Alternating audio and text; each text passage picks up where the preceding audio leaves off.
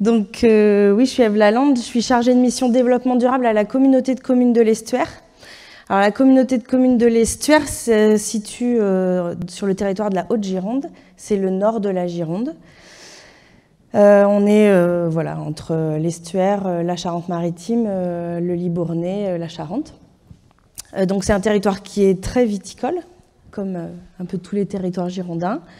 Il y a 4 appellations, Côte de Bourg, Blaye Côte de Bordeaux, Bordeaux, Bordeaux Sup. Pour vous expliquer un peu comment on est venu à monter ce projet cépage. En fait, le territoire il a été confronté à des problèmes de relations entre les viticulteurs et les riverains, comme un peu tous les territoires girondins. Mais il y a eu un gros événement quand même en 2014 avec l'intoxication des élèves de l'école de Villeneuve, et vous connaissez la suite. Ça a eu des impacts sur la loi, mais voilà, donc je ne vais pas rentrer dans le détail. Ça a donc mobilisé beaucoup les élus du territoire parce qu'on se retrouvait en conflit entre la profession viticole et les riverains. Il y a une association de riverains qui a été créée et qui était assez virulente. Et donc, on s'est retrouvé à devoir agir. En 2018, les élus ont commencé à travailler avec les professionnels de santé sur le contrat local de santé à l'échelle de la Haute-Gironde, donc avec les 4 communautés de communes. Et Lydia Hérault, qui était à ce moment-là vice-présidente à la communauté de communes de l'Estuaire et aussi conseillère régionale en charge de la viticulture, a souhaité intégrer à ce contrat local un volet santé environnementale et a souhaité écrire une fiche pour travailler justement sur comment faire de la médiation entre les riverains et les viticulteurs, comment apaiser la situation et comment agir en fait sur un territoire au niveau local pour apaiser la situation et faire que tout le monde vive bien ensemble en fait. Donc l'ARS a proposé de délocaliser l'Observatoire régional santé-environnement. Alors l'ORSE, c'est pour créer voilà, un espace neutre, un espace de dialogue, un espace d'information aussi, pour que tout le monde puisse avoir le même type d'information sur l'impact des produits phytos sur la santé. Donc le travail cépage, le projet cépage, c'est vraiment une entrée santé, ce projet-là. L'ORSE, il a aussi pour objectif de créer de la donnée et de l'exploiter et de l'analyser. Donc en 2019, on a identifié les acteurs, on a essayé de voir qui pouvaient être les personnes concernées et comment on pouvait améliorer cette situation-là. Et on a organisé l'observatoire local avec l'ARS et l'ORSE. On a eu près d'une 50aine de personnes qui étaient présentes, donc des collectivités, des élus, mais aussi les syndicats viticoles, la cave de Tutiac, qui est une grosse cave sur notre territoire. Donc on était assez contents d'avoir pu mobiliser les acteurs de la vigne, de la viticulture, les producteurs, les élus, les assos, et on avait aussi bien sûr les associations de riverains, qui était très en demande de changements de pratiques et très virulents à ce moment-là.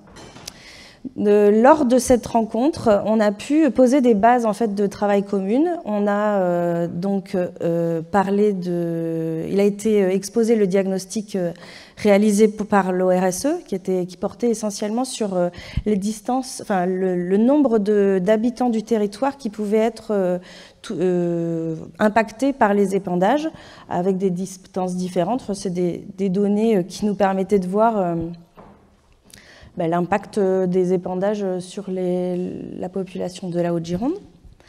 Santé publique France a exposé les effets sur la santé des pesticides.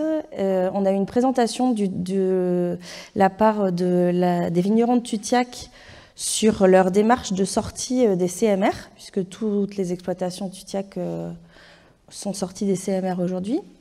Et enfin, l'ATMO aussi est intervenu sur la qualité de l'air. Donc, suite à cette rencontre, qui s'est très bien passée, pour donner une suite à cela, on a créé un comité de pilotage pour travailler sur un programme d'action commune.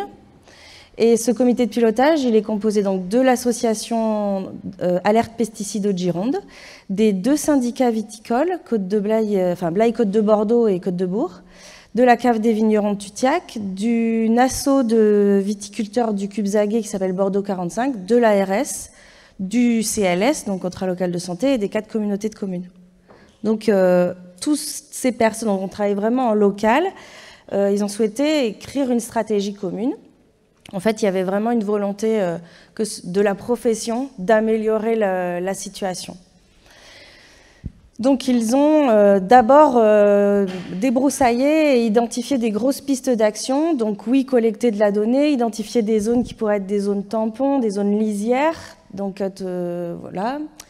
Du côté de l'association, il y avait une volonté d'identifier les perturbateurs endocriniens concernés par les épandages sur le territoire.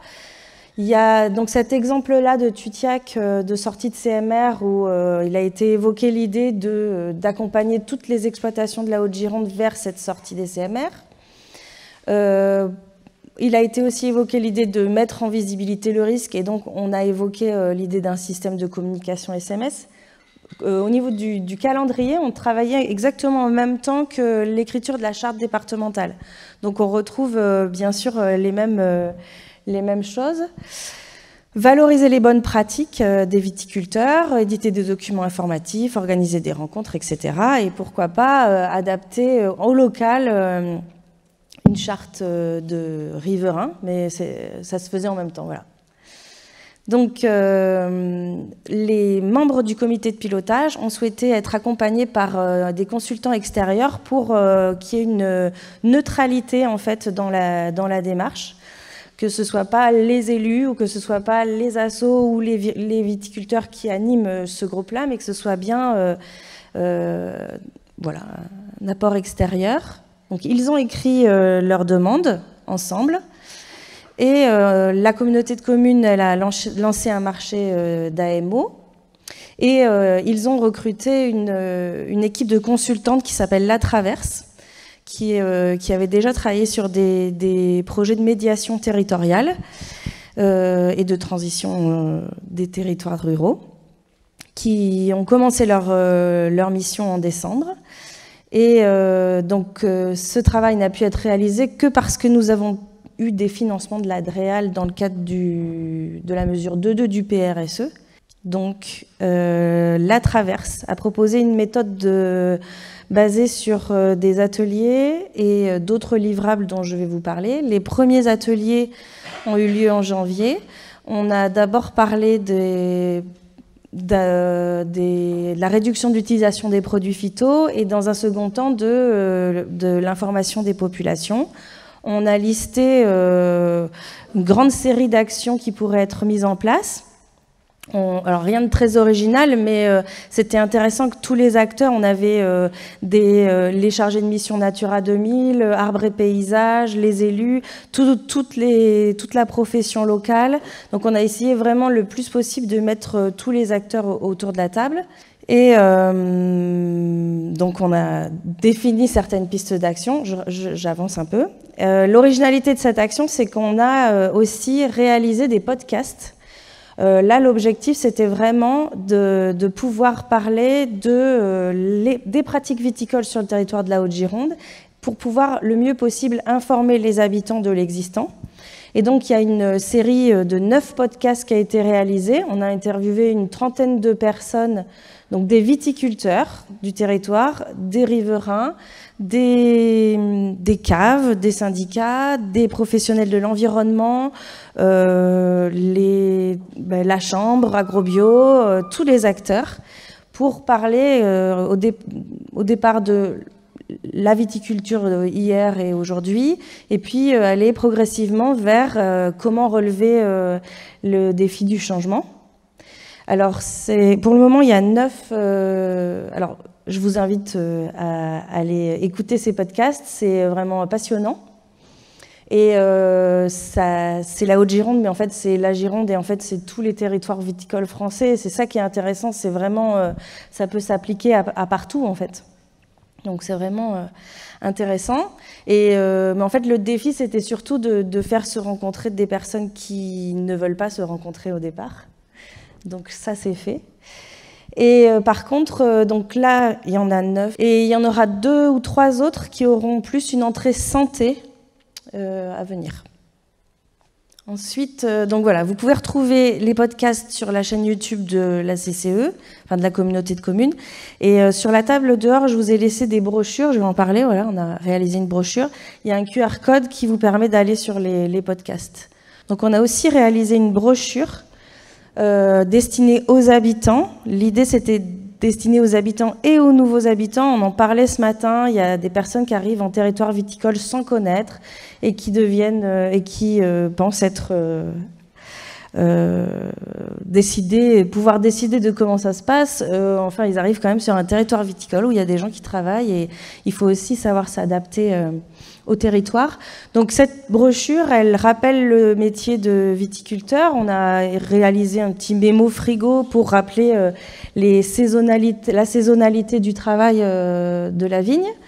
Elle indique aussi les moyens d'information, les canaux d'information s'il y a des problèmes. Et surtout, elle indique que l'interlocuteur, c'est son voisin, c'est le viticulteur et aussi les syndicats. En fait, je dis ça pour montrer combien les syndicats ont montré leur volonté vraiment de pouvoir être ouverts aux nouveaux habitants et pouvoir discuter et pouvoir ouvrir leurs portes. Il y a beaucoup de succès dans la brochure.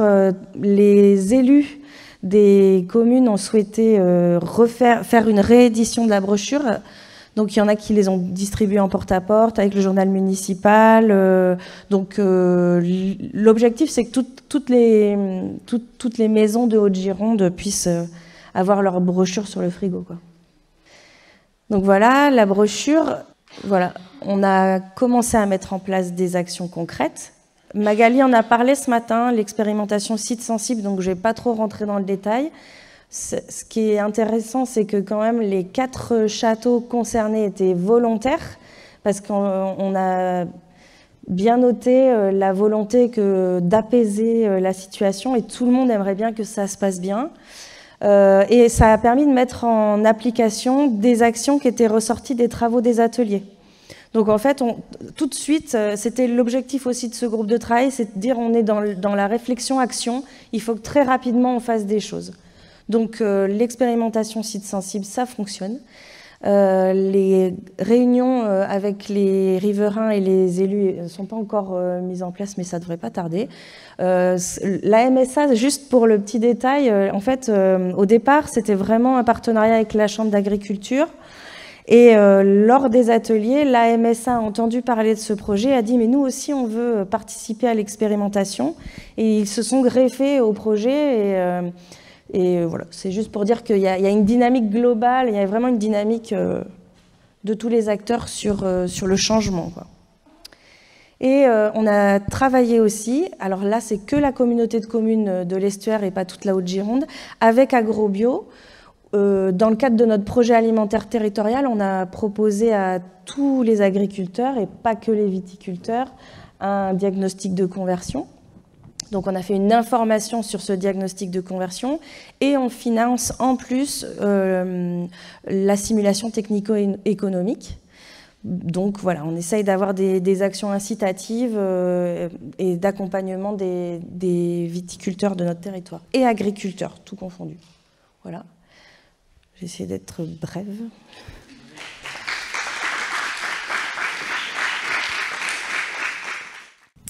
Bonjour, justement, moi je suis un des conseillers en prévention qui accompagne les 4 viticulteurs qui font partie de ce dispositif.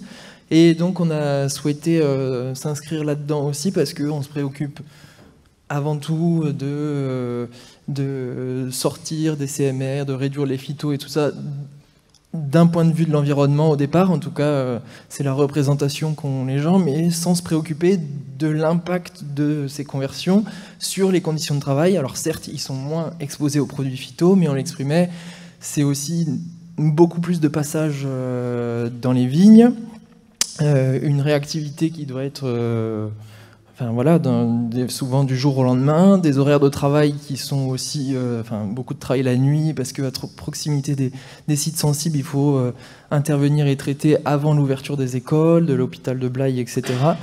Et puis voilà, des changements de pratiques qui s'anticipent, mais qui vont pas forcément dans le sens de l'amélioration des conditions de travail, en tout cas si c'est pas anticipé. Donc voilà, l'idée c'est de les accompagner et qu'on trouve des leviers pour qu'ils s'y retrouvent aussi, parce qu'on parlait ce matin, entre les militants, les opportunistes et ceux qui subissent un peu plus cette conversion-là, et c'est le cas de certains viticulteurs qui font partie du dispositif, qui sont certes volontaires, mais qui quand même subissent cette conversion-là et qui n'ont pas le choix d'y aller de par leur situation géographique. Donc voilà, l'idée c'est d'accompagner ces 4 viticulteurs-là, mais aussi de trouver des leviers à l'échelle de la filière et que ça puisse bénéficier au plus grand nombre, voilà, ces accompagnements.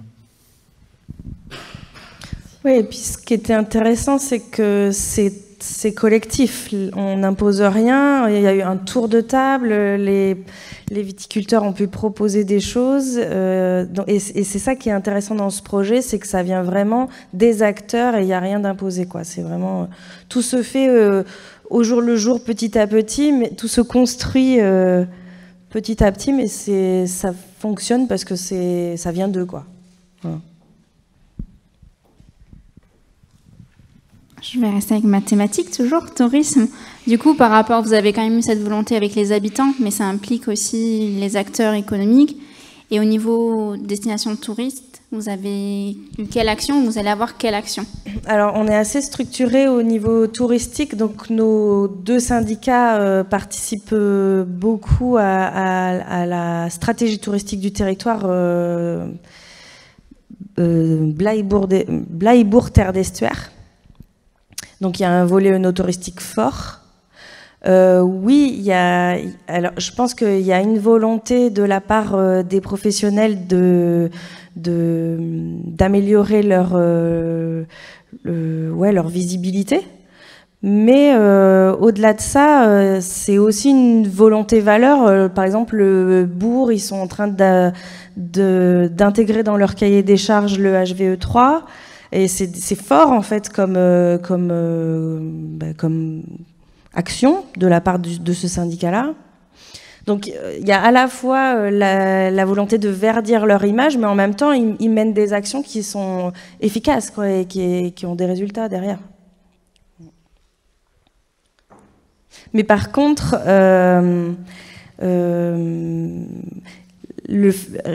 réaliser une charte locale, aller plus loin que la loi, on n'en est pas là non plus. Là, déjà, c'est faire respecter la loi, faire en sorte que les viticulteurs soient le plus en phase avec la loi, mais aller au-delà, c'est trop demandé quand même. Voilà.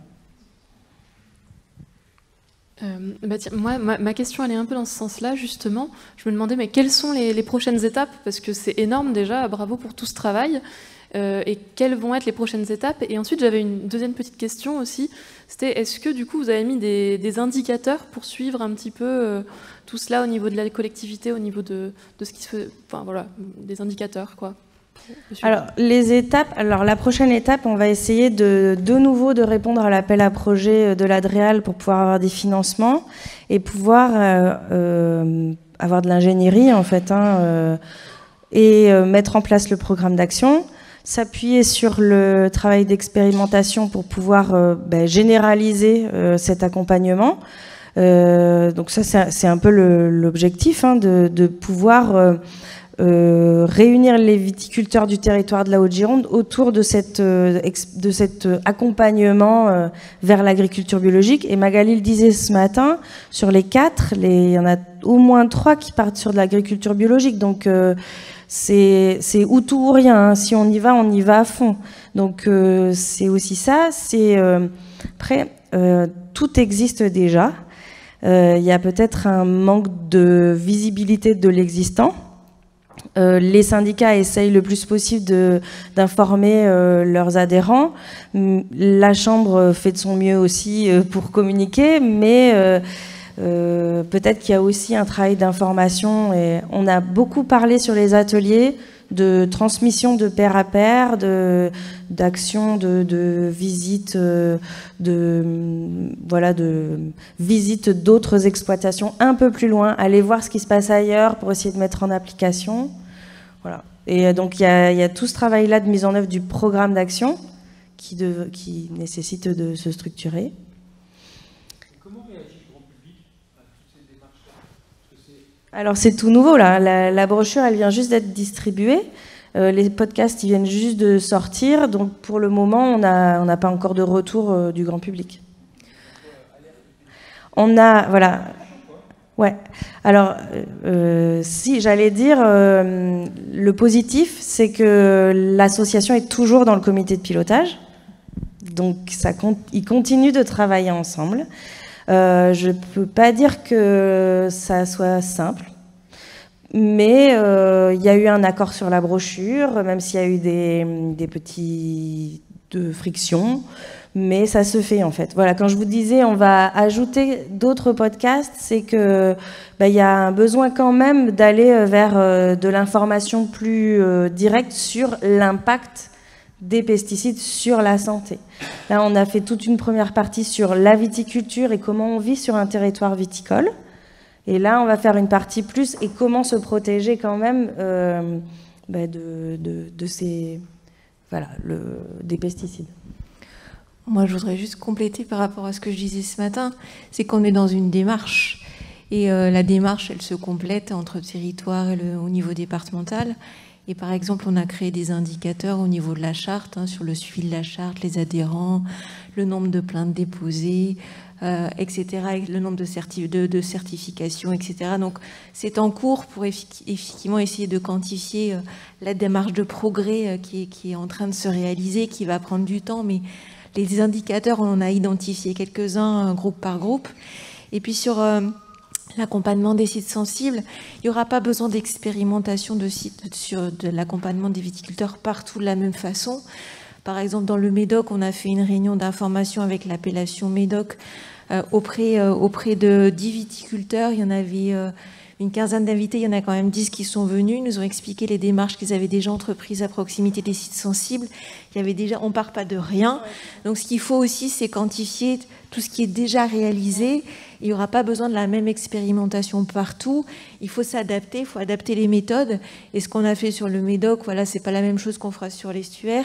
Et au fur et à mesure, on arrive à avoir quelques états des lieux et quelques chiffres. Et le plus dur pour nous, c'est de quantifier et déjà de montrer ce qui est fait et ce qui marche. Et c'est vrai que dans la réunion avec le Médoc, tous les viticulteurs étaient autour de la table, ils avaient mis des haies, ils respectaient les horaires, ils avaient investi dans du matériel, enfin ils avaient multiplié les initiatives.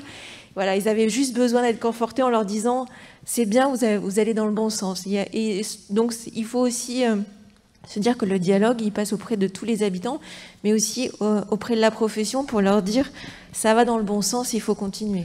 Ouais, ça c'est les premières choses qui ont été dites par les représentants de la profession, c'est de dire mais on fait déjà plein de choses et les gens ne le savent pas. Donc il fallait mettre en valeur ce travail-là et c'était la première étape du projet Cépage. Voilà. C'est exactement ce que tu dis en fait. Les syndicats vitides en 2016, juste après la Villeneuve, ils ont mis en place une action de plantation de haies. Les communautés de communes finançaient les haies et les syndicats aussi un petit peu. Enfin voilà. Donc il y a eu beaucoup de haies qui ont été. Tous les sites sensibles, en fait, toutes les écoles ont été plantées sur le Bourg, sur le Côte de Bourg et Côte de Blaye. Donc il y a eu un travail de fait avec les communautés de communes. Mais c'est pas suffisant, il faut continuer. Mais voilà. Mais ça, les habitants le savent pas en fait. Et c'est vrai qu'on communique mal, mais après, ce qui est important, c'est au-delà on communique et c'est bien, c'est de faire en fait. C'est vraiment d'aller chercher les vitis qui sont pas en conversion, qui sont pas dans l'idée d'eux ou qui n'ont même pas encore entamé le HVE. Voilà.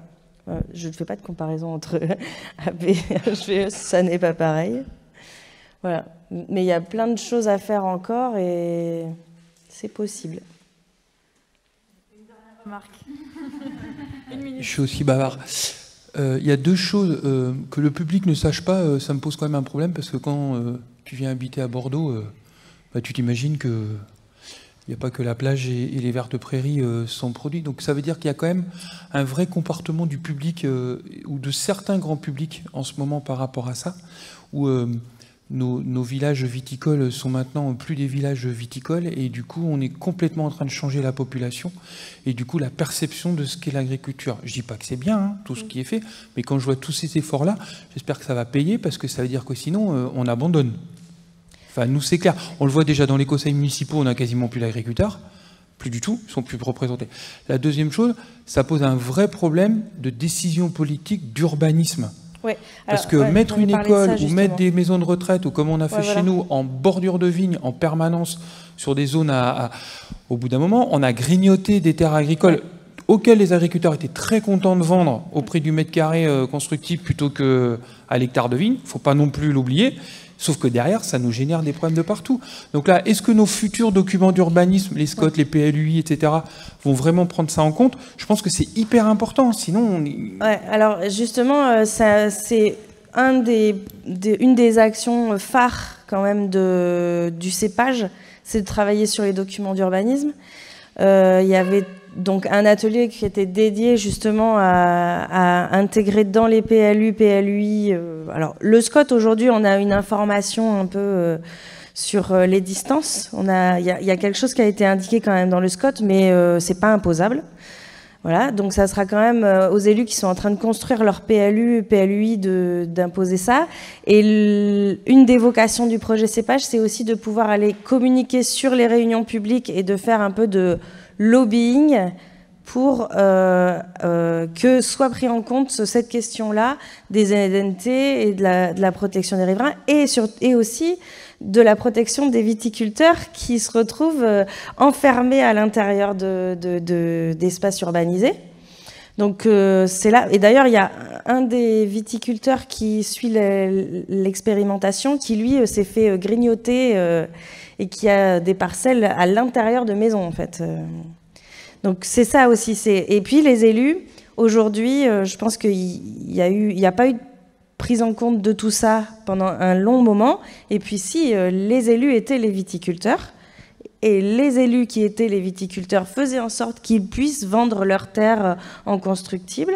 Aujourd'hui, ils ont les riverains qui viennent en mairie se plaindre. Donc aujourd'hui, ils ont compris qu'il fallait faire attention et qu'il y avait des espaces paysagers, des espaces agricoles et des espaces à urbaniser. Donc si, c'est en train de germer. Et voilà, il y a du travail à faire, mais ça germe.